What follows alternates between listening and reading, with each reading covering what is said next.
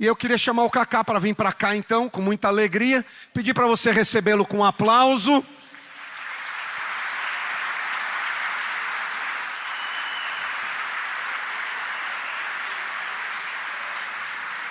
É uma alegria poder receber o Cacá mais uma vez hoje aqui na igreja. Hoje para falar, ele está sempre aqui para ouvir a palavra. Mas a gente agradece muito poder tê-lo aqui hoje para compartilhar a palavra. Eu estava conversando com ele e eu tenho um amigo, pastor, que é pastor nos Estados Unidos. Cacá, eu estava pregando lá um mês passado. E aí ele falou assim... O Murilo estava comentando com ele e tal, que a gente ia ter um encontro de homens. E ele falou assim para mim, um amigo São Paulino, lá ele falou assim: se eu ver o Cacá na minha frente, eu desmaio. O cara falou, deve estar online agora, ao vivo, assistindo o Cacá. Falou, se eu ver o Cacá na minha frente, eu desmaio, ele disse, né? E a gente tem a alegria hoje de receber o Cacá aqui, para celebrarmos a Jesus, ouvirmos uma palavra. Eu já há vários meses, desde o início do ano, que a gente está conversando sobre esse momento. A gente queria ter esse momentinho. Eu queria pedir para o pastor Paulo, mas antes dele pregar, pedir, lógico, ele não vai só dar uma palavra aqui. O pastor Paulo, traga aqui, por favor, porque eu pedi para trazer uns presentinhos. Hoje, nós vamos encerrar o último encontro de homens. Não é com chave de ouro não, Cacá, é com bola de ouro. Opa! É bola de ouro, filho. Olha aí, ó, chegou aí, ó. Bola de ouro, venha pra frente, entre. Vem a bola de ouro. Não, gente, hoje foi incrível. Eu tô sentado ali na sala pastoral, esperando o Cacá chegar. Aí chega o Cacá, o Digão, o irmão dele, entrando pela porta, e entra o Marcelão do lado. Aí o Marcelão fala, só chegou jogador aqui hoje. 2 fininhos e um elefante assim, ó.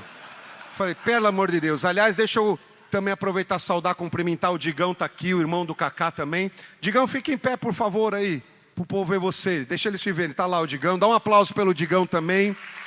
Digão é irmão do Cacá. Também jogou muito em muitos lugares, está aqui com ele hoje. Obrigado por você vir. Mas o que nós pedimos para fazer, Tarso, aqui? Primeiro, Marcelão comprou a bola. Ó, essa bola aqui é da Copa. É a bola da próxima Copa. Assinada pelo Cacá. Cadê o câmera? Pega aqui, ó.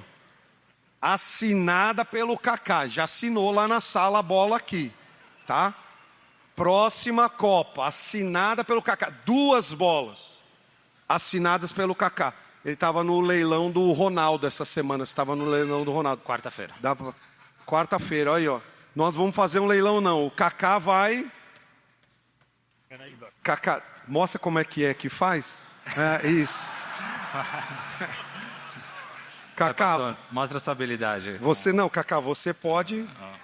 A gente pode jogar um pouquinho aqui, Cacá. Dá pra tentar, né? Sem problema. Vamos jogar um pouquinho. Agora ele vai chutar. Vai. Ó, segura aí, Tarso. O Cacá vai chutar para onde for, quem pegar é sua.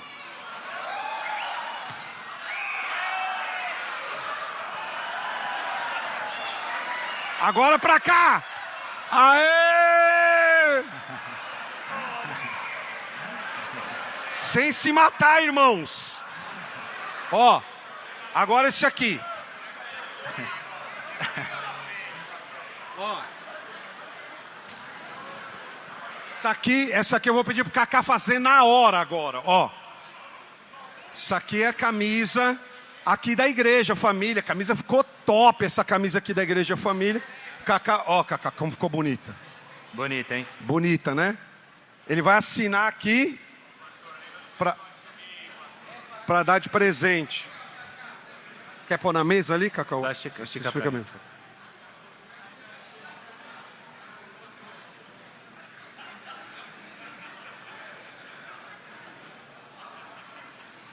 Olha aí, ó.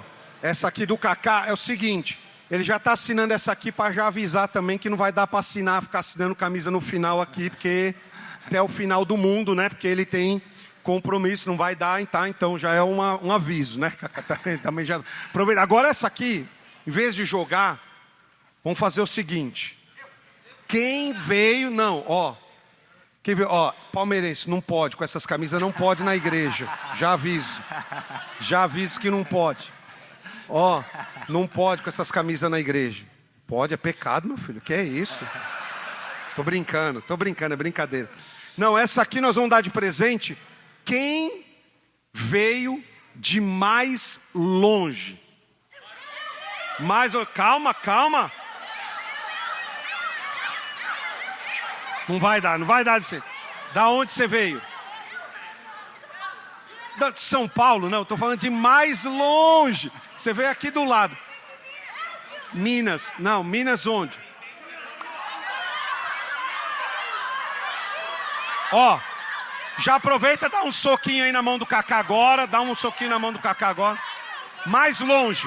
Cadê o Tarso? Me ajuda aqui, ó. Mais longe. De onde ele veio? Rondônia? Mas ele veio só agora, para agora? Não. Já mora, não. Quem veio, ó. Ô, gente, peraí. Calma. Peraí. Quem veio para o encontro de mais longe? Barueri. Tem alguém que veio de mais longe de Barueri? Senão ele vai levar. Rio de Janeiro? Não, você veio para o encontro do Rio de Janeiro, veio a trabalho e veio para o encontro. Mais longe que Rio de Janeiro? Limeira, não, Rio de Janeiro. Quem mais? Não dá para eu ouvir. Ixi.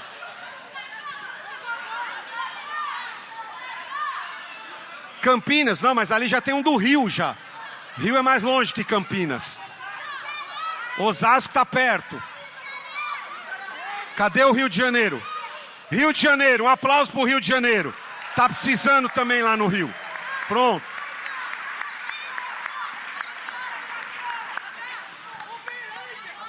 Depois. Tudo bem. Olha só, vamos sentar agora, galera. Senta agora que o Kaká vai compartilhar a palavra. Pode sentar. Depois vocês pedem mais presente pro pastor Paulo, que ele assina no lugar do Kaká, né?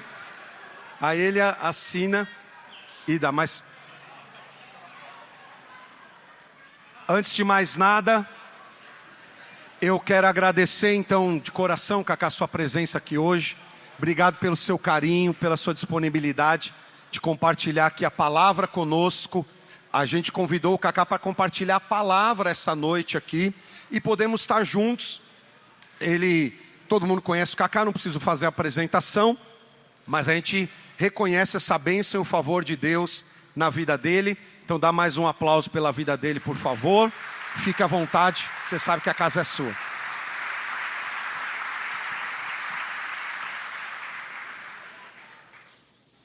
Bom, boa noite a todos.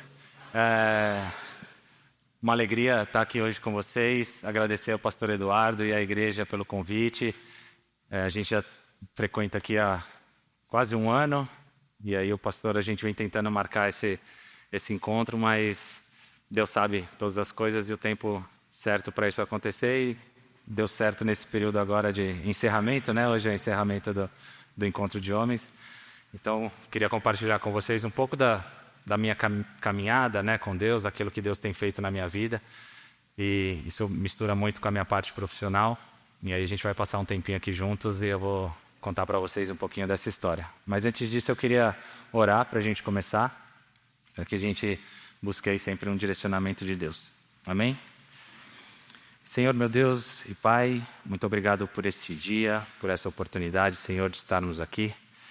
Que o Senhor ministre os corações, que as sementes sejam plantadas e que o Senhor fale com cada um aqui de uma maneira simples, de uma maneira eficaz, da maneira com que o Teu Santo Espírito opera, Pai. Que o Senhor use a minha vida para pregar o Teu Evangelho, para falar do Teu amor, e que o Senhor cresça e eu diminua nessa noite, em nome de Jesus, Senhor. Amém. Amém? Então vamos lá.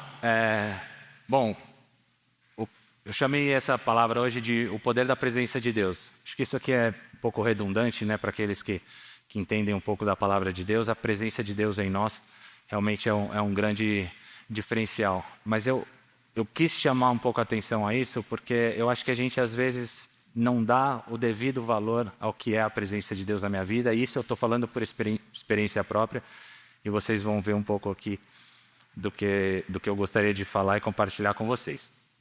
Primeiro eu queria falar um pouco sobre o poder da presença em geral. Como é impressionante essa questão, né, da presença das pessoas, da presença de alguém. Isso em todos os âmbitos. Primeiro num ambiente familiar, já começa ali com os pais, a presença dos pais, como é um diferencial na nossa vida, só de ter eles ali por perto. Hoje, no caso, sou pai também, tenho meus filhos, e ver que muitas vezes, a maioria das vezes, eles não querem nada, eles só querem estar perto, eles só querem sentir essa presença dos pais ali com eles. E isso extrapola e vai para todos os âmbitos, no âmbito social, no âmbito de eventos. Muitas vezes a gente vai num lugar e fala, mas quem que vai estar lá? Então, é a presença das pessoas que acabam fazendo esse ambiente ser um ambiente diferente. E eu tenho também o privilégio, como o pastor falou, meu irmão está aqui, o Rodrigo, o Digão, e é impressionante ver como a presença do meu irmão comigo sempre é uma coisa assim de Deus realmente, porque muitas vezes a gente faz tudo junto, a gente trabalha junto, a gente convive, a gente está sempre junto, e muitas vezes, claro, não tem nem assunto, mas o fato da gente estar junto e a presença do meu irmão é uma coisa que realmente é um valor muito especial, e é por isso que eu queria chamar um pouco a atenção sobre esse tema aqui com vocês hoje. E claro, isso vai para a nossa vida espiritual também.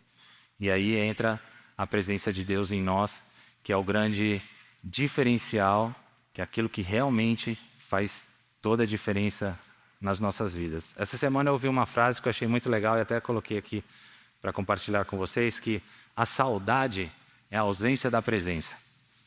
Então, muitas vezes, no meu caso, as pessoas mais próximas que eu perdi foram meus avós. E a saudade deles é exatamente isso. Não é, claro, que é de alguns momentos, da comida que minha avó fazia, mas é a saudade da presença deles, de estar ali e sentir a presença dos meus avós comigo. Acho que quem já perdeu, né, algum parente, amigo, próximo, entende bem isso que eu estou falando. E para basear isso, eu gostaria de compartilhar com vocês alguns versículos que são esses aqui. Mateus 28, 20, Jesus falou: Eis que estou convosco todos os dias até a consumação dos séculos. Olha que versículo legal assim, né? Tão poderoso de saber que Deus está com a gente, de que Cristo está com a gente, de que o Espírito Santo está com a gente todos os dias até a consumação dos séculos. João 14, 23. Se alguém me ama, guardará a minha palavra, meu Pai o amará, e viremos para ele e faremos nele morada. Mais uma vez, a confirmação da presença de Deus em nós. 1 Coríntios 3, 16, 17. Não sabeis vós que sois o templo de Deus e que o Espírito de Deus habita em vocês?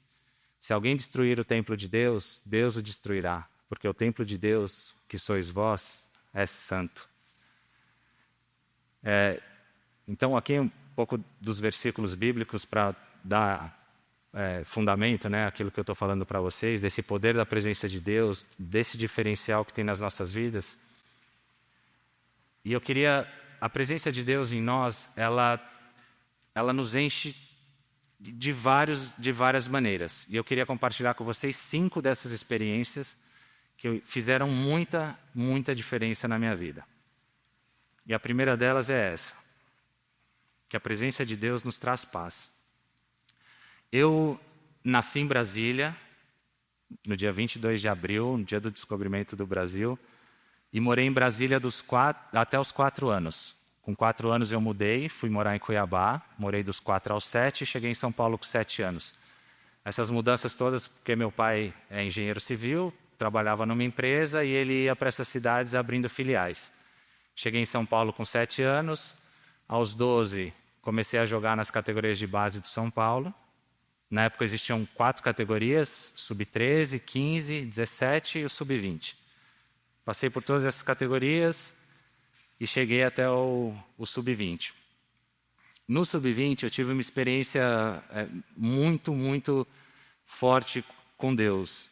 Nessa época eu já era titular, começando a jogar no sub-20. E sub-20 é a categoria mais desafiadora, porque você ainda não é um jogador profissional, mas já acontece algumas coisas, você já tem um contrato. Hoje um pouco diferente, os meninos têm um contrato um pouquinho mais cedo, mas naquela época o primeiro contrato era no sub-20, aí você começa a ganhar um dinheirinho, compra um carro, já começa a ter uma vida de profissional, mas ainda não é um jogador profissional.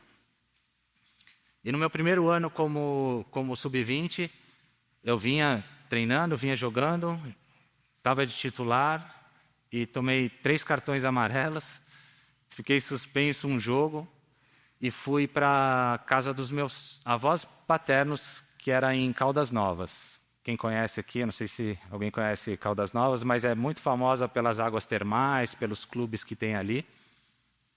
E brincando num desses toboáguas ali nessa piscina, do jeito que eu desci, eu bati com a cabeça no fundo da piscina. O meu pescoço virou e meu irmão desceu logo atrás de mim.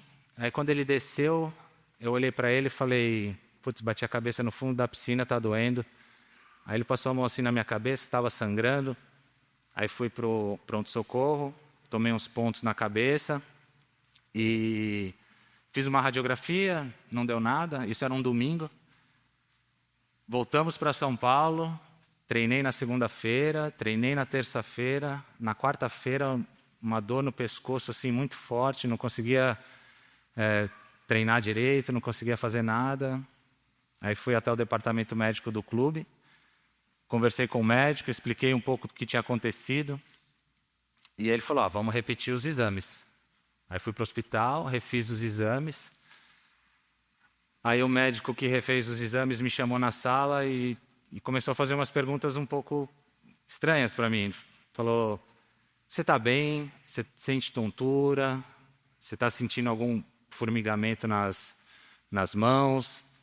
Eu falei, não, tá tudo bem, tá tudo tranquilo, mas agora você está me preocupando um pouco com essas perguntas. Aí ele falou, que o seu exame aqui deu uma alteração e eu queria saber se você está com algum sintoma.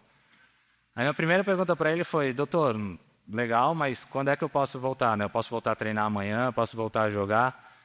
Ele falou, olha, você não está entendendo a gravidade do que aconteceu com você. Você teve uma fratura na cesta cervical, no processo espinhoso da cesta cervical.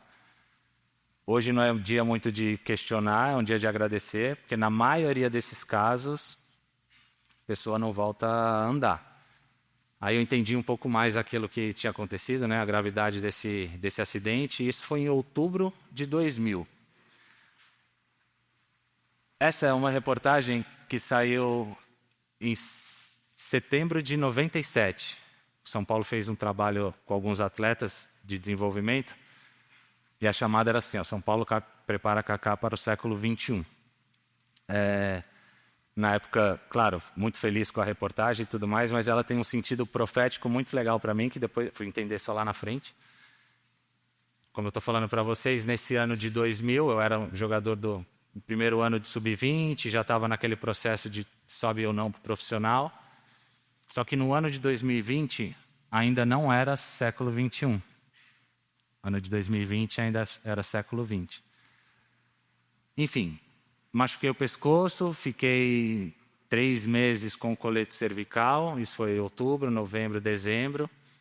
E aí em janeiro começa, isso aqui é o processo espinhoso, é isso aqui, esse pedacinho aqui da minha cesta cervical teve essa fratura. E aí eu Aí, outubro, novembro, dezembro, eu com colete cervical, fiquei fora desses 3 meses, não podia fazer nada, parado, só ali tomando cálcio para que calcificasse o mais rápido possível e com aquela ansiedade natural de será que eu vou voltar a jogar?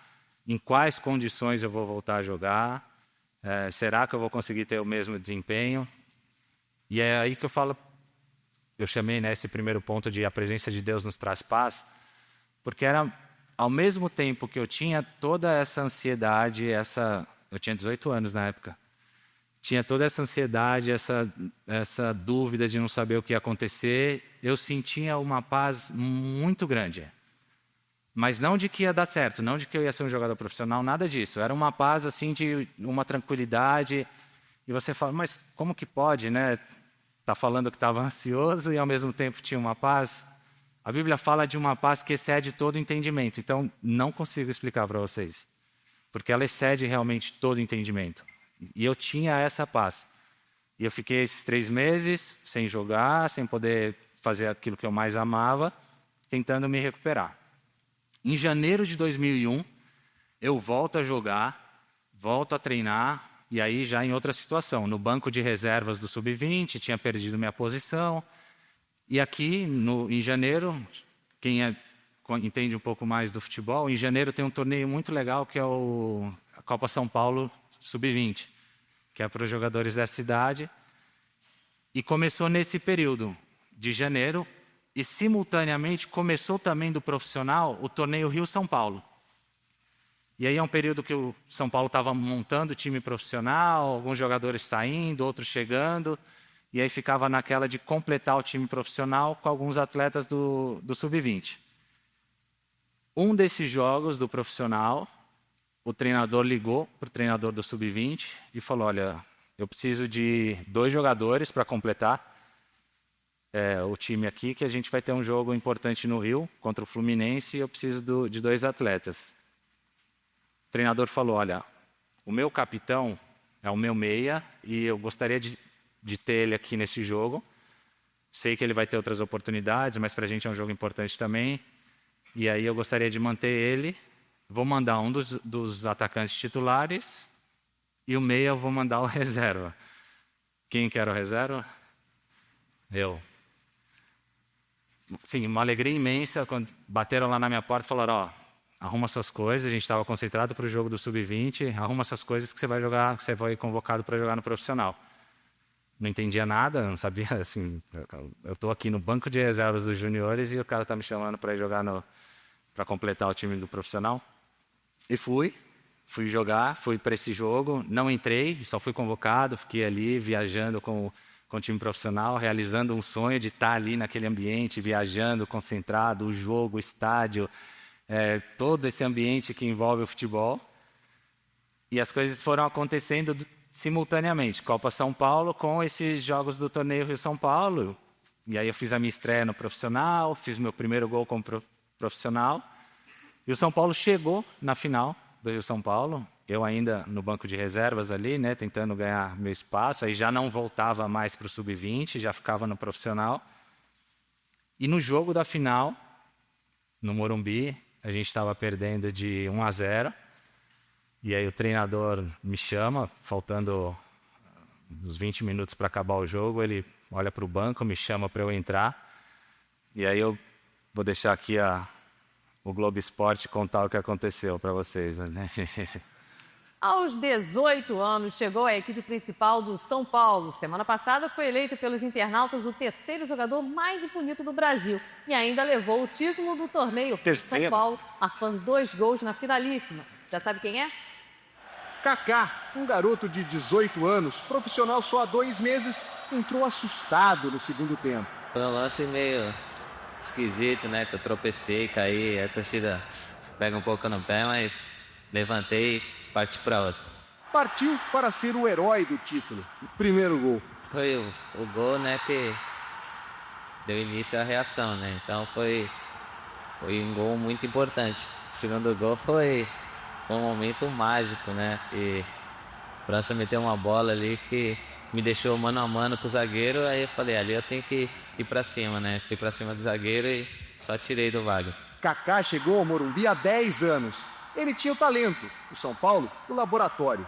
Kaká passou por um tratamento para crescer. Hoje, com 1,84 m, continua com jeito de criança, sem barba e com um sorriso infantil. Eu estava muito alegre ali, né? Foi um momento que eu fiquei muito feliz, que não conseguia me conter, né? Ficava rindo. E foi com muita gente que Kaká comemorou o maior título da carreira, que está só começando. O primeiro dele como profissional. Brincadeirinha, hein? Calma, torcida tricolor. O jogo é dia 27 de março.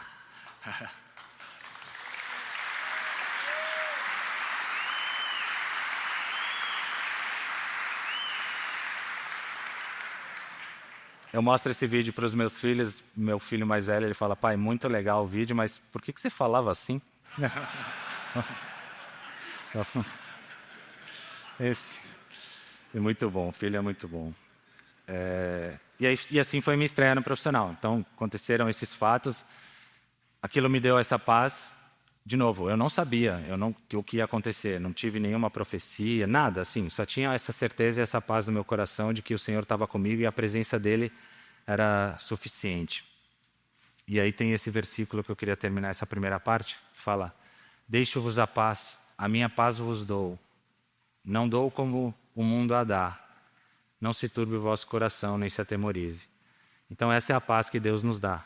A paz que excede todo entendimento, a paz que não significa ausência de guerras, conflitos, mas é uma paz diferente da que o mundo dá. É a paz da presença de Deus nas nossas vidas. Amém? Bom, segundo lugar, a presença de Deus nos abençoa. Fiz esse meu primeiro ano, 2001. Comecei a jogar, comecei a aparecer, a ganhar meu espaço no São Paulo. E aí no final do ano eu já estava de titular, com alguns comentários já me indicando e me direcionando assim para uma possível convocação para a seleção brasileira. Até aí eu estava, meu primeiro ano, tranquilo, sem nenhuma expectativa, só quero ser jogador profissional do São Paulo e eu não quero, assim, estava ótimo e suficiente até ali. Quando eu falo que a presença de Deus nos abençoa, ela por si só já é uma grande bênção. A presença de Deus já é a maior promessa, eu acredito, uma das maiores promessas que a gente tem, que é Jesus falando que Ele vai ficar com a gente até a consumação dos séculos. E a bênção que Ele nos dá, esses presentes que Deus nos dá, que são... É indescritível, na verdade, porque são coisas que, pelo menos na minha vida, eu nunca pedi. Eu sonhava em ser jogador profissional de São Paulo, eu sonhava em vestir a camisa da seleção uma vez e estava ótimo. Assim, esse era o meu sonho. Eu nunca sonhei em muito mais do que isso. E aí as coisas foram caminhando e acontecendo. Começa o ano de 2002, começam os amistosos para a Copa do Mundo. Primeiro uns amistosos que eram só jogadores que jogavam no Brasil, que eram convocados. Comecei a ir para esses jogos, fiz meu primeiro gol com a seleção num jogo em Cuiabá. E chegou a hora ali da convocação final para a Copa do Mundo. Meu nome já estava entre os dos cotados, pode ser, não pode ser, é muito novo. Na época, 2002, tinha 20 anos. É muito novo, será que leva, não leva? E eu vivendo aquela expectativa toda. Da mesma forma que eu também tinha um autoconsolo, que eu falava, se eu não for também, 20 anos, vou ter outras oportunidades e tal. Mas vivendo aquela expectativa de poder disputar uma Copa do Mundo. E chega o dia da convocação final. O Filipão, na época, falava por número, né? Não era por ordem alfabética, e ele foi falando. E quando foi chegando perto do último nome, ele deu uma pausa e falou, olha, eu tinha uma única dúvida nessa convocação, que era esse nome aqui. Estava em dúvida entre dois nomes, e o outro nome, o cara tinha brigado com o treinador uma semana antes. Tinha dado uma cabeçada no treinador. E o Filipão explicou isso na convocação. Falou, e por esse motivo eu estou levando o Kaká para a Copa do Mundo de 2002. Sim, em casa, aquela festa, aquela alegria, todo mundo comemorando, eu com os meus pais, meu irmão. Saio dali, vou treinar, chego no CT de São Paulo também, uma baita festa, porque além de mim tinha o Rogério e o Belletti convocado. Aquela festa, aquela alegria, aquele sentimento maravilhoso, e eu vivendo aquele sonho de menino, disputar uma Copa do Mundo com a seleção brasileira. Chega o dia do embarque, a gente sai de São Paulo, e aí a Copa foi Coreia e Japão. Para isso a gente fez 3 passagens, fez Barcelona primeiro, depois Malásia, para chegar na Coreia e no Japão, se ajustando ao fuso horário. Aí eu saio de São Paulo, vou para Barcelona, a gente chega de manhã, vou tomar o café da manhã. E até ali eu só tinha participado dos amistosos que eram jogadores brasileiros. Eu não tinha participado dos amistosos que eram jogadores internacionais também.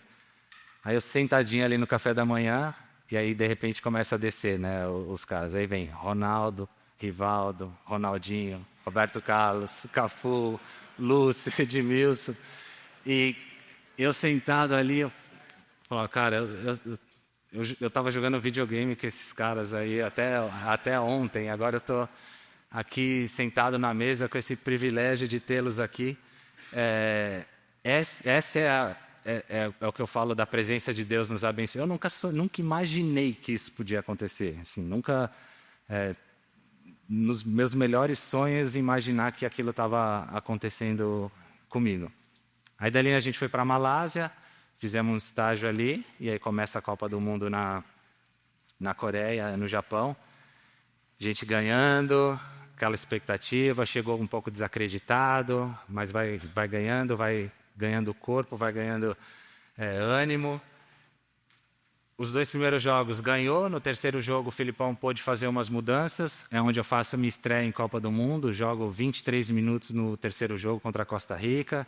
A gente ganhou de 5-2 esse jogo, classifica, e depois ali começam os playoffs, oitavas de final contra a Bélgica, um jogo extremamente difícil, complicado. O Rivaldo faz um gol muito especial. Depois Inglaterra nas quartas, semi com a Turquia de novo, final com a Alemanha. E esse presente, essa bênção de Deus na minha vida. E aí tem essa imagem que para mim é maravilhosa, eu com 20 anos de idade, segurando a taça de campeão do mundo. De verdade, eu não sabia o que estava acontecendo ali, né? Assim, eu não sei. Depois, né, que eu joguei mais 2 Copas, fui entender bem melhor, e hoje ainda mais, né, vendo a dificuldade que é ganhar uma Copa do Mundo, aquilo que foi essa Copa de 2002, esse presente que eu recebi do Senhor, realmente, esse privilégio de poder jogar uma Copa, de ganhar uma Copa do Mundo. E aí tem um lance muito legal na final, que eu gostaria que vocês prestassem bastante atenção na narração, que é o final do jogo, mas é engraçado, acho que vocês vão gostar. Daqui a pouco vai entrar o Kaká, se der tempo antes de terminar o jogo. O Rivaldo domina. E o Kaká tá louco para entrar antes que o juiz termine. Ele pegou a ficha rapidinho, tá doido para entrar antes que o juiz termine. Será que dá tempo do menino Kaká entrar? São 7 jogos e 7 vitórias. O Kaká tá louco para entrar, talvez não dê tempo. Vai terminar. Vai acabar o jogo, toca a bola o time brasileiro. Juninho, chega o Kaká que entrar e não pode. Falta nele, vai dar tempo do Kaká entrar. Todo mundo quer que o Kaká entre. Não dá tempo. Acabou! Então vocês brasileiros, obrigado por tudo.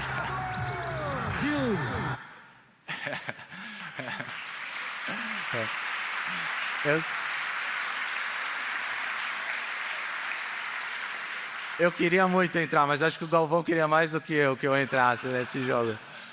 Mas foi muito legal, assim, claro, eu queria ter entrado, mas terminar o jogo ali na beira do campo, vendo o time comemorar, depois só deu tempo de correr no banco, pegar uma bandeira e entrar em campo e comemorar e celebrar aquela conquista. Então foi um momento muito, muito especial na minha vida. Com certeza a Copa do Mundo, se não o maior título profissional que eu tenho, é um dos maiores. porque o privilégio de jogar uma Copa é uma coisa única e ganhar uma Copa é ainda mais especial. E aí termina essa parte com esse versículo. Ora, se vocês que são maus sabem dar boas dádivas aos vossos filhos, quanto mais dará o vosso Pai, que está nos céus, boas coisas aos que lhe pedirem. Não foquem aqui no que você pedir, porque não é assim também. O que você quiser, Deus vai dar. Foque aqui na bondade de Deus. Que assim como nós, assim, eu não sei quantos aqui são pais, mas que a gente tenta fazer o melhor pelos nossos filhos, Deus é extremamente generoso e muito mais do que nós, Ele sabe aquilo que realmente a gente precisa e os presentes que Ele pode nos dar. Então que vocês fiquem tranquilos que Deus está cuidando de vocês, a bondade dEle é infinitamente maior do que a nossa. Amém? Em terceiro lugar, a presença de Deus nos consola. Deixa eu para cá. Isso. Fiz essa Copa do Mundo em 2002, volto para o São Paulo, continuo ali minha jornada no clube. E aí, em maio, junho de 2003, começam a surgir alguns rumores de uma possível venda minha. Primeiro para um time da Alemanha, depois uma especulação para um time da Inglaterra, e aí fica naquelas especulações, até que chegou uma proposta definitiva do Milan na época. O Milan fez uma proposta para o São Paulo de 8,5 milhões de dólares. O presidente de São Paulo chamou meu pai lá e falou, olha, chegou essa proposta para o Kaká, não é o que a gente gostaria e por isso a gente vai negar a proposta. Aí eu conversei com meu pai e oramos, buscamos a direção do Senhor. Eu falei, pai, eu vou lá conversar com o presidente e falar que eu gostaria de sair. Eu queria um dia, eu nunca tive o sonho de jogar num clube específico, mas eu tinha muita vontade de jogar num grande clube europeu. E o Milan tinha acabado de ganhar a Champions League em 2002, 2003, contra a Juventus, em Manchester, a final. E aí chega essa proposta. E aí eu fui lá conversar com o presidente, na época o Marcelo Portugal, um presidente que foi muito especial para mim, foi muito importante na minha vida. E eu falei para ele, presidente, era um momento que eu não estava vivendo um tempo muito bom no São Paulo, algumas cobranças, parte da torcida que estava cobrando, vaiando. E aí eu falei para ele, presidente, eu gostaria de ser vendido, eu gostaria de ir para o Milan, acho que é uma oportunidade boa para mim, e eu gostaria, se possível, que você me vendesse. Ele falou, olha, o valor não é o ideal, não gostaria, e você sabe quem que joga na sua posição lá? Eu falei, olha, é o Rivaldo e o Rui Costa. O Rui Costa é um português também, um craque. E aí ele falou, então, você está indo para lá e você vai ficar no banco lá? Eu falei, olha, presidente, o mínimo que vai acontecer, eu vou aprender muito com esses caras. Porque estar ali no dia a dia, convivendo, treinando com eles, com certeza vai ser uma experiência muito importante para a minha carreira profissional e pessoal. No momento ele entendeu e falou, tudo bem, então vou vender e autorizou a minha venda, fui vendido para o Milan. Cheguei no Milan, já nos meus primeiros jogos era o Ancelotti, o treinador, começou a me dar as oportunidades, comecei a jogar, fui ganhando meu espaço, e aí já nos primeiros meses já estava de titular do time, termino o primeiro ano como o melhor estrangeiro, Milan campeão do campeonato italiano, e assim, uma coisa surpreendente para todo mundo, tanto para mim quanto para a crítica, para os torcedores, assim, foi uma coisa muito, muito legal. Não sei quantos tiveram a oportunidade de ver o Ancelotti falando sobre isso, é legal de ver, ele já deu algumas entrevistas falando sobre isso, que no momento que ele me viu chegando, ele falou, a gente comprou um estudante universitário. Eu chego na Itália de terninho, assim, com óculos, ele fala, cara, não é possível que... E aí você tem a declaração dele, né? Então, e aí faço esse ano muito especial, e aí começa o segundo ano, que para mim é um ano chave, assim, um ano muito especial, porque hoje a gente tem muita informação. Hoje, no meio do futebol, o pessoal na Europa já conhece os meninos aqui no Brasil que têm 13, 14 anos. Os meninos são todos monitorados, sabem nome, sabem o jeito que joga. Naquela época, não. Naquela época, a gente não tinha tanta informação, não sabia muito quem era, como que era. Como esse primeiro ano foi muito surpreendente o que aconteceu comigo na Itália, no segundo ano eu tive muita dificuldade, porque eles já sabiam como eu jogava, já sabia a forma de marcar, e eu tendo que descobrir outras maneiras, outras formas. O Ancelotti foi fundamental para mim nesse período, outras pessoas lá no Milan foram fundamentais para me ensinar principalmente a jogar sem bola, porque uma coisa curiosa é, o jogo de futebol tem 90 minutos. Vocês sabem mais ou menos quanto tempo o jogador passa com a bola no pé? 2 minutos. Em 90 minutos, mais ou menos uns 2 minutos com a bola no pé. Então são 88 minutos que passa correndo ali, tendo que cobrir espaço e aprender a jogar sem bola. Então para mim foi muito importante, isso muito orientado por ele, pelo Ancelotti. E mesmo tendo toda essa dificuldade, a gente chega na final da Champions League. Chega numa final para jogar em Istambul, na época, contra o Liverpool. E essa é uma das finais mais, acho que incríveis da Champions.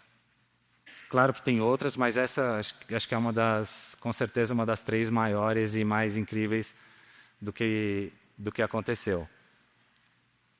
E aí tem um videozinho aqui que vocês vão entender do que eu estou falando. Duro, hein? Uma final ganhando de 3-0 no intervalo com um time desse aí, né? Dida, Cafu, Maldini, Nesta, Serginho, no meio Gattuso, Pirlo, Seedorf, eu, Crespo e o Shevchenko na frente. Ganhando de 3-0, a gente toma uma virada no 3-3, perde nos pênaltis. Realmente doeu muito essa final, porque depois da Copa do Mundo, claro, eu queria ganhar uma Champions League, queria ter esse título na minha carreira. Passou muito perto nesse momento. Isso foi 2005. Estava ali sentindo já, né, a possibilidade de ser campeão e não deu certo. E aí que eu falo para vocês do consolo, que a presença de Deus realmente ela nos consola. E muitas vezes, e de novo, entra numa questão de não entender esse consolo. É o fato da presença de Deus estar ali com a gente. E na época, a final da Champions ainda era de quarta-feira, não era de sábado.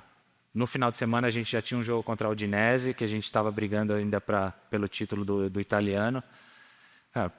Esse jogo foi na Turquia, em Istambul. Na quinta-feira já volta para a Itália, na sexta já treina, sábado já tem que jogar de novo e se vira, tem que ganhar. Então, a presença de Deus nas nossas vidas, ela dá esse consolo. De forma alguma comparar, né, um jogo de futebol com uma vida, mas serve quando a gente perde alguém querido também. Muitas vezes no velório você não vai falar nada, você só vai estar ali consolando quem perdeu o ente querido, e é essa presença que faz toda a diferença. Da mesma forma nas nossas vidas, é a presença de Deus que faz a diferença. Você não consegue entender muito. Assim, o fato de eu ter Deus faz com que eu absorva essa situação de uma forma diferente, eu consiga lidar com a situação de uma forma diferente. Muitas vezes a dor não some, não desaparece, a tristeza não vai embora, mas tem um consolo de Deus no nosso espírito realmente muito diferente, que é a presença de Deus que faz toda essa diferença. E aí eu termino essa parte também com esse versículo de João 14, 16 e 17, que diz: E eu rogarei ao Pai, e Ele vos dará outro Consolador, a fim de que esteja para sempre convosco, o Espírito da verdade, que o mundo não pode receber, porque não o vê nem o conhece. Vós os conheceis, porque Ele habita convosco e estará em vós. O Espírito Santo habita em nós. Então, é essa certeza nas nossas vidas de que o Consolador está com a gente. Eu não sei qual é a dificuldade que você está passando, mas todos nós passamos por dificuldades. Ela, na perspectiva de cada um, ela é maior ou menor, mas todos nós passamos por esses momentos. Derrota, no nosso caso profissional, sempre dói muito. Essa foi uma que doeu muito. Copa de 2006, doeu muito perder para a França nas quartas de final. Copa de 2010, perder para a Holanda nas quartas de final de novo. São derrotas assim que realmente pesaram, doeram, mas tive um consolo, muitas lições.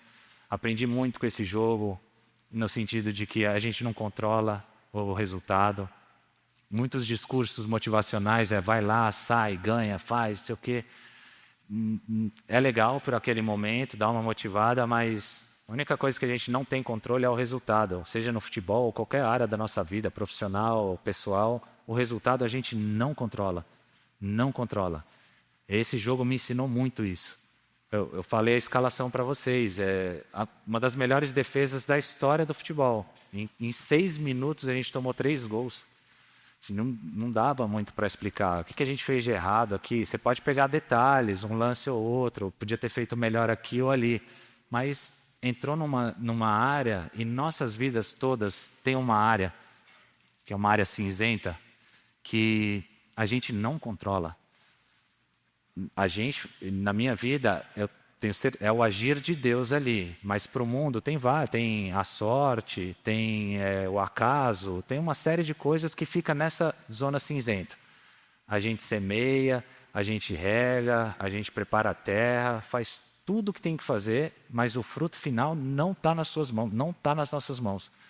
Se alguém fala o contrário, os coachings hoje em dia, essa parte motivacional, o resultado não está nas nossas mãos.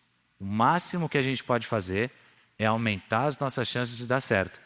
E esse jogo me ensinou muito isso. Eu posso aumentar minhas chances de dar certo. Eu gostaria muito de ganhar uma Champions League, não foi nesse ano. Então, o que eu posso fazer agora para melhorar e continuar aumentando as minhas chances de dar certo, sabendo que o resultado não estava nas minhas mãos? Amém? Vamos lá. Em quarto lugar... Não esse. A presença de Deus nos revela propósitos. Como eu falei para vocês, essa final foi em 2005. 2006, Copa do Mundo. Chega na Alemanha como uma das seleções favoritas. Uma seleção extremamente talentosa também. Que quem se lembra do time era Dida no gol também, o Cafu, Juan, Lúcio, Roberto Carlos, Emerson, Zé Roberto, eu, Ronaldinho Gaúcho, Ronaldo e Adriano na frente. Cara, uma seleção assim que, se você falar no talento, era muito bom, muito boa. E também não deu certo. A gente perdeu numas quartas de final para a seleção da França, uma seleção maravilhosa também, com o Zidane comandando o meio de campo, o Henry na frente, uma seleção muito, muito boa, chegou até a final, perdeu para a Itália depois. Como eu falei, foi um jogo que doeu muito, perder essas quartas de final para a França, pelo time que nós tínhamos, por saber que a gente poderia ter ido um pouco mais longe, enfim, por tudo isso, doeu. Passou também, fui consolado. E aí começa o ano de 2007, mais uma temporada, sempre aquelas expectativas de jogar, de gols, assistências, de melhorar, de fazer bons jogos, títulos. E essa temporada foi muito especial. Teve uma mudança no Milan, o Shevchenko saiu do Milan e foi para o Chelsea. E o Ancelotti muda a minha posição um pouquinho. Ele me colocou um pouquinho mais adiantado para jogar como um segundo atacante. E aí eu comecei a jogar um pouco mais solto, sem me preocupar muito com marcação, e um pouco mais na liberdade de criação e de chegar na área. Aos poucos fui fazendo os gols, fui me tornando o artilheiro do time, fui ganhando essa importância. E, de novo, a gente chega na final em 2007, contra o mesmo Liverpool de 2005. E aí fica naquela expectativa e naquela ansiedade, né? Será que vai acontecer de novo? Será que vai perder? Será que vai ganhar? E fica... Esse pré-jogo, ele é ruim, porque ele dá essa ansiedade, mas, ao mesmo tempo, ele é gostoso, porque te deixa muito concentrado, focado, preparando para aquele momento. E nesse jogo, diferente do que aconteceu em 2005, a gente já faz um primeiro gol no final do primeiro tempo, faz um segundo gol já no final do jogo, só que faltando uns 7 minutos para acabar mais ou menos, a gente toma um gol. E aí são 7 minutos desesperadores, né? Porque fica naquela sensação de, será que vai acontecer de novo? Não, não vai, vamos perder. Então esses 7 minutos foram realmente bem desesperadores, mas no final ganhamos a Champions League 2007. Esse jogo foi em Atenas, muito, muito especial. Foi um jogo assim único para mim, é uma lembrança maravilhosa. E essa foto é a foto do final do jogo. Assim que o juiz apita o jogo, tem essa aqui. E assim, até hoje é uma das fotos minhas. Onde eu vou, muita gente ainda pede para eu assinar essa foto. E para mim essa foto é muito, muito legal, porque é Deus confirmando os propósitos dele na minha vida. E aqui não é o propósito dele me exaltar, mas é o contrário, assim, é o propósito de eu entender realmente que tudo que eu fizesse ou que eu estava fazendo era para a glória de Deus. E esse é o maior propósito que a gente tem nas nossas vidas. Eu já vivi bastante ansioso com esse negócio de tentar entender qual era o meu propósito. Qual que é o meu propósito? Falar, pregar o evangelho através do esporte, qual que é, e já vivi bastante ansioso até eu ter esse entendimento de que o propósito da minha vida era glorificar a Deus em todas as situações, todas. Paulo fala, quer coma, quer beba, faça tudo para a glória de Deus. Então é no dia a dia, nas mínimas coisas, no comer, no beber, que vai glorificar a Deus, e isso estende para as coisas maiores também. Então, essa era uma camisa que eu sempre usava nos momentos mais especiais, nas grandes conquistas. Vocês viram lá em 2002 eu usando ela a primeira vez. Aí tem essa foto aqui, eu usando essa camisa na final da Champions de 2005. Termina isso, começam outros jogos, e aí, por ter sido campeão da Champions, você tem o privilégio de disputar alguns torneios que é só para o campeão, como a Supercopa da Europa. A gente faz a final contra o Sevilha da Espanha, é campeão. Disputamos o Mundial de Clubes no Japão contra o Boca Juniors. Ganhamos, campeão do mundo com o Milan também. E começam as premiações individuais, que é o prêmio A Bola de Ouro e o prêmio da FIFA de melhor jogador do mundo. São 2 prêmios diferentes, a gente confunde um pouco, acabou misturando um pouco isso. A Bola de Ouro é um prêmio que é para o melhor jogador europeu. Não é o melhor jogador do mundo, é o melhor jogador da temporada europeia. Hoje todo mundo vê, até pelo tamanho que a Bola de Ouro se tornou, como o prêmio de melhor jogador do mundo. E não é. A Bola de Ouro é para o melhor jogador da temporada europeia, e o prêmio da FIFA é o prêmio para o melhor jogador do mundo pela instituição, né, que organiza o futebol. Mas, enfim, Deus deu esse presente, a oportunidade de eu ganhar esses 2 prêmios. Então, quando começam essas premiações individuais, novembro tem a premiação da Bola de Ouro. Esse foi o dia que eu recebi a bola no estádio, lá no San Siro, que assim, é uma experiência maravilhosa. Assim, é muito legal você ser reconhecido por aquilo que você fez, por aquilo que você conquistou, pelo desempenho profissional. Sou muito grato aos meus companheiros, porque eu só cheguei aqui por ter sido protagonista de conquistas coletivas. Então, o Milan foi fundamental para mim, os treinadores foram fundamentais para mim, para que eu chegasse até esse momento e pudesse ser escolhido o melhor jogador do mundo, né, da Europa, nessa premiação. E também, e aí depois...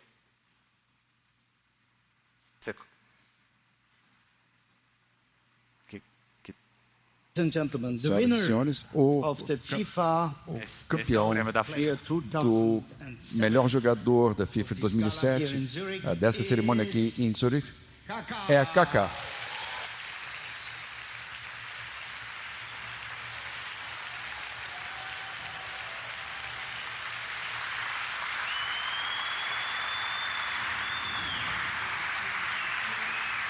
A imagens de Kaká, o melhor do mundo, jogador revelado pelo São Paulo. Kaká está com 25 anos, foi campeão do mundo pela seleção brasileira em 2002. Ontem, campeão do mundo pelo Milan. Mais um brasileiro eleito o melhor do mundo da FIFA dessa vez. Kaká é o melhor do mundo. O melhor do ano de 2007 é mais uma vez brasileiro.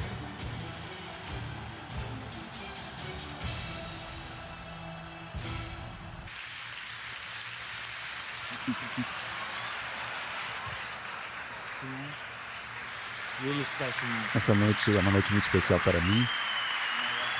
Ele era jovem, ele sonhou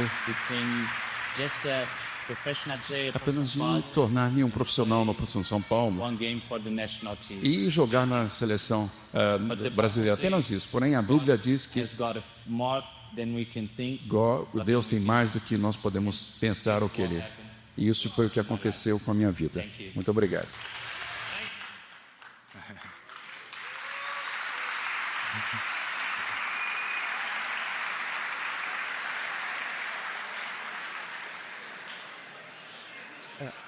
Essa foto é legal, né? Essa foto... A cara do Cris olhando o terceiro lugar é legal. Não, mas é muito legal. E depois, né, a batalha que eles travaram, para mim foi muito legal, porque cada ano que eles ganhavam, foram 10 anos eles disputando entre eles. Todo mundo lembrava quem tinha sido o último antes deles começar essa batalha, então lembraram de mim aí por muitos anos como o último antes deles começarem essa disputa.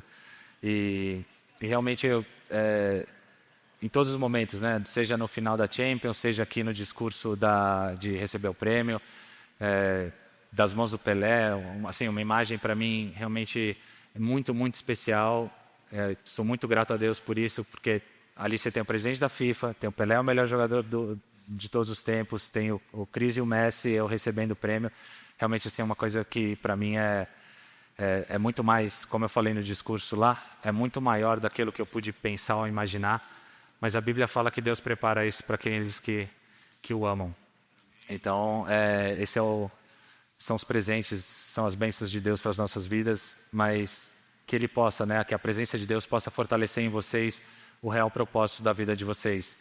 Em qualquer área da vida de vocês, área profissional, área pessoal, familiar, tudo aquilo que vocês forem fazer, façam realmente para a glória de Deus. Isso aqui.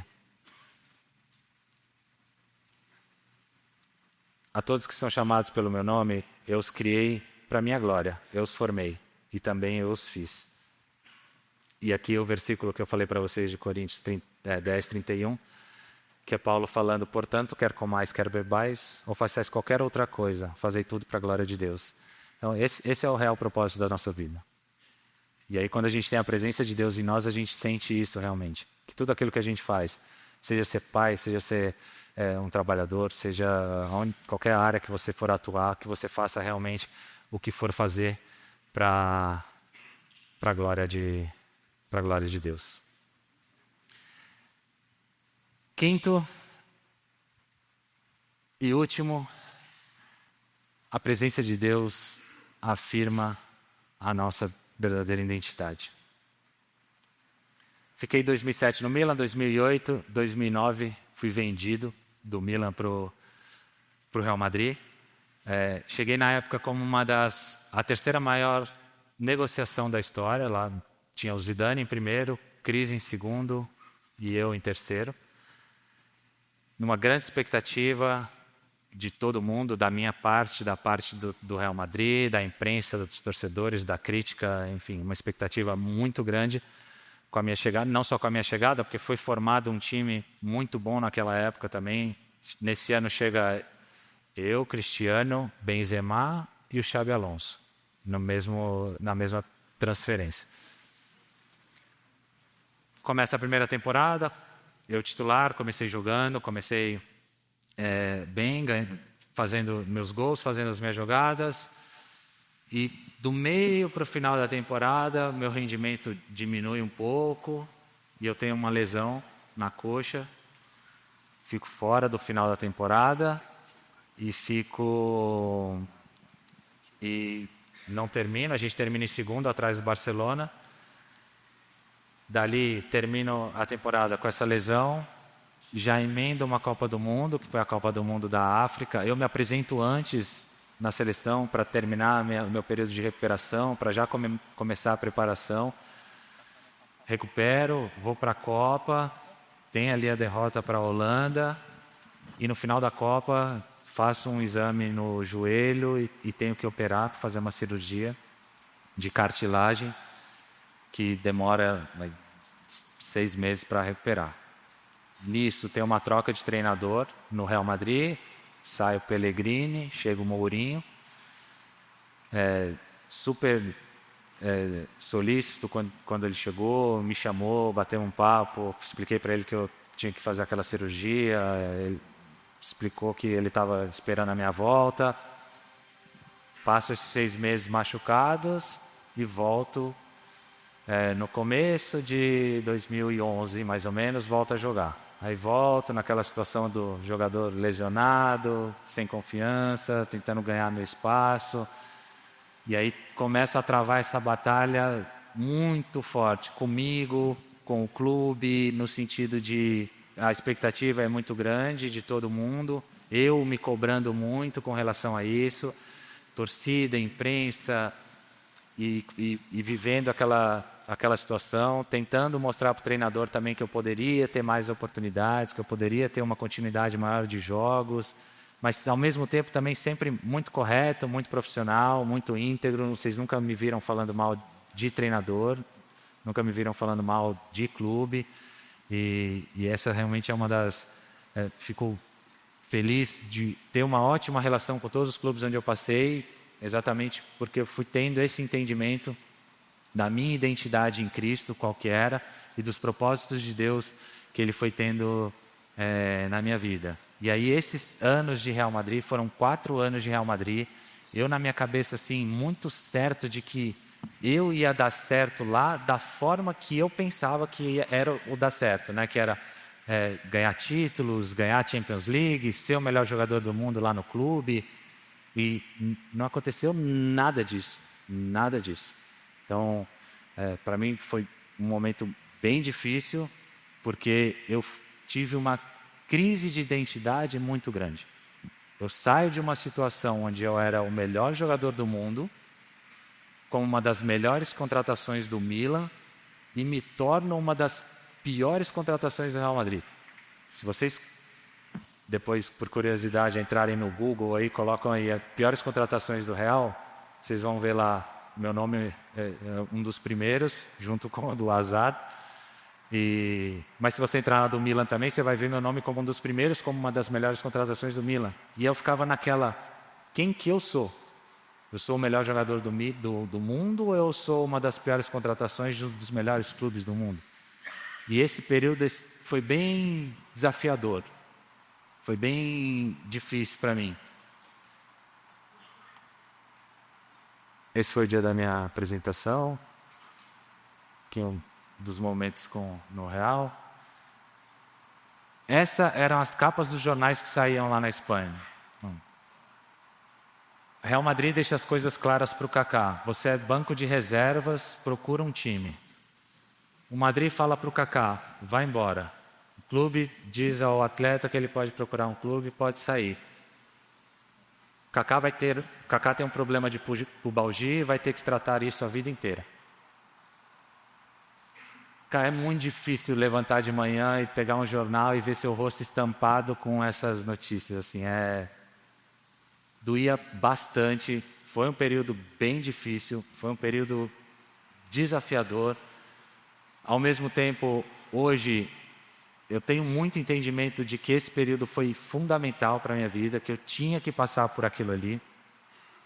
E entra essa questão da identidade que eu falei para vocês. E um ponto que eu acho muito curioso nessa questão da identidade é esse aqui, ó. Satanás, quando ele vai tentar Jesus, ele tenta Jesus em 2 perguntas, ele tenta ele na identidade dele. O tentador se aproximou dele e disse, se você é o Filho de Deus. Mande que essas pedras se transformem em pães. Se você é o Filho de Deus, jogue-se daqui para baixo, pois está escrito, Ele dá ordens aos seus anjos a seu respeito, e com as mãos eles o segurarão, para que você não tropece em alguma pedra. A nossa identidade, ela é muito importante. Muito importante. E não tenham dúvidas que isso é uma das coisas, ele usou lá atrás, o inimigo usou lá atrás, ele continua usando nos dias de hoje, e a gente vê isso diariamente, das pessoas tendo dificuldade com identidade. Isso é muito, muito importante. Então, naquele período de Real Madrid, foi aonde eu tive, através da presença de Deus na minha vida, essa firme convicção de que eu não era nem o melhor do mundo e nem a pior contratação do Real. Eu era um filho de Deus. Eu era um filho de Deus que estava performando em algum momento no Real Madrid, em algum momento no Milan, depois performei de novo no São Paulo e no Orlando e assim por diante, mas a minha profissão não era a minha identidade. Ela era a extensão da minha identidade. Então, quem eu era, eu faço as coisas por quem eu sou e não o contrário. Então, esse período para mim foi muito, muito importante por isso.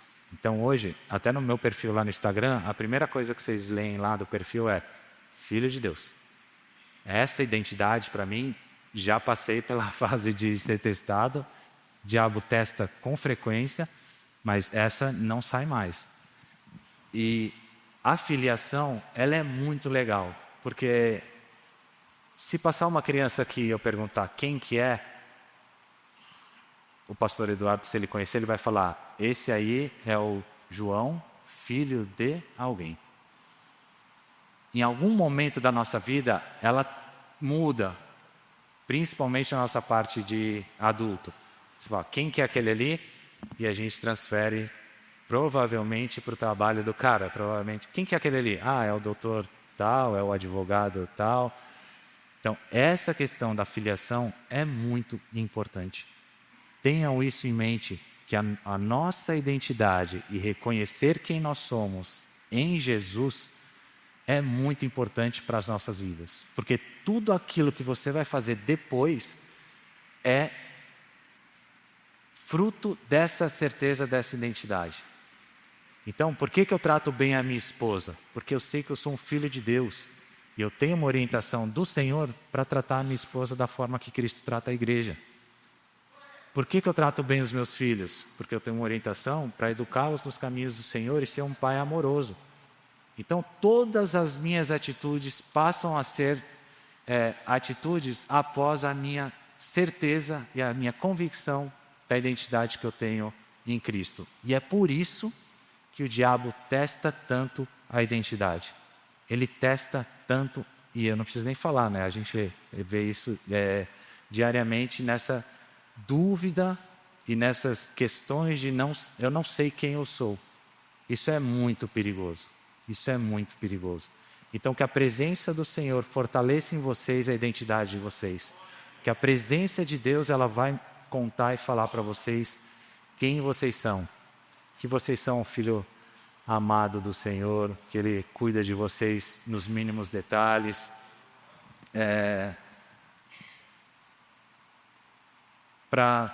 Só para deixar esse final.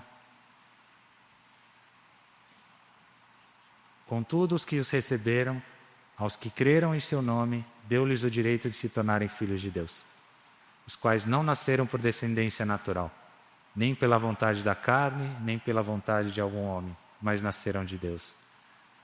Então a palavra de Deus reforça essa nossa identidade. Em todo o tempo ela reforça essa nossa identidade. E aqui mais um. Romanos 8, 15 e 16. Pois vocês não receberam o espírito que os escravize, para novamente temerem, mas receberam o espírito que os adota como filhos, por meio do qual clamamos, Abba, Pai. Amém? Bom, era isso um pouco que eu queria compartilhar com vocês. Então, da importância da presença de Deus nas nossas vidas.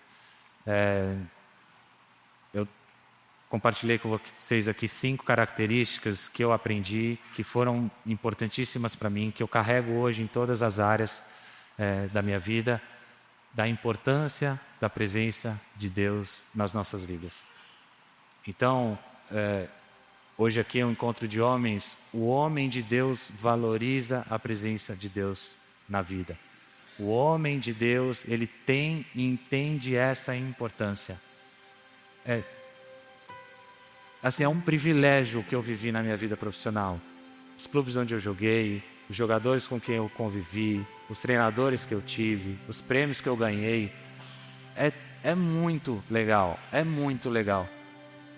Mas de verdade, gente, a presença de Deus na minha vida é muito mais legal. Ela é muito mais legal.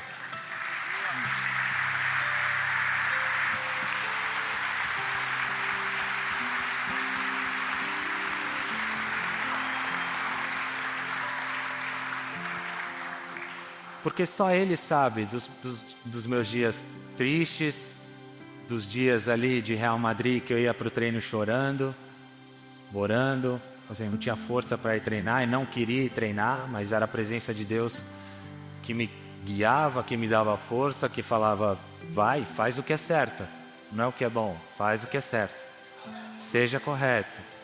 E hoje é com grande alegria que eu encontro o Florentino, presidente do Real Madrid, me abraça, portas abertas do clube. Sou convidado todos os anos para um jogo que eles têm de Legends.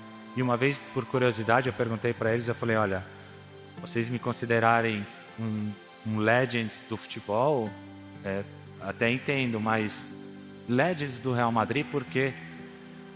E eles me falaram, você não teve os resultados que você gostaria, que nós gostaríamos em campo. Mas você sempre foi muito correto aqui, você sempre foi muito íntegro, você foi extremamente profissional e é por isso que a gente te convida todos os anos para esses jogos. No reino de Deus, a percepção de sucesso é completamente diferente do mundo natural. Completamente diferente. Então, eu tive muito sucesso em um outro clube. E no Real Madrid, onde eu imaginei que eu teria também, eu tive um outro tipo de sucesso, que não é o que eu queria, mas é o que me enche realmente de alegria. Realmente ter esse entendimento do que é o reino de Deus, vem através da presença de Deus nas nossas vidas. Então, caminhar com Cristo é a coisa mais legal que tem. Eu nasci num lar cristão, tive esse privilégio. Os pais me educaram com os valores cristãos. Mas isso não é receita. Isso não é receita. A gente vê na Bíblia quem vê gente que era filho Isaac, que é filho de Abraão, mas a gente vê também pessoas que são convertidas, como Raabe, que não deveria estar ali, está, pessoas que recebem a Jesus, o ladrão na cruz que recebe a Cristo horas antes de morrer. Não é receita. Então, caminhar com Cristo é qualquer momento da sua vida. Qualquer momento da sua vida. E o mais legal é que você tem as suas experiências pessoais com Ele. Meus pais me ensinaram, mas teve momentos na minha vida que eu tive que ter as minhas experiências. Quando eu fraturei o pescoço, foi minha experiência. Meus pais oravam e queriam que eu ficasse bem, mas é uma experiência minha, pessoal e única com Deus. Então eu queria chamar o pastor Marcelo para ele fazer um apelo final, uma oração. E acho que é isso.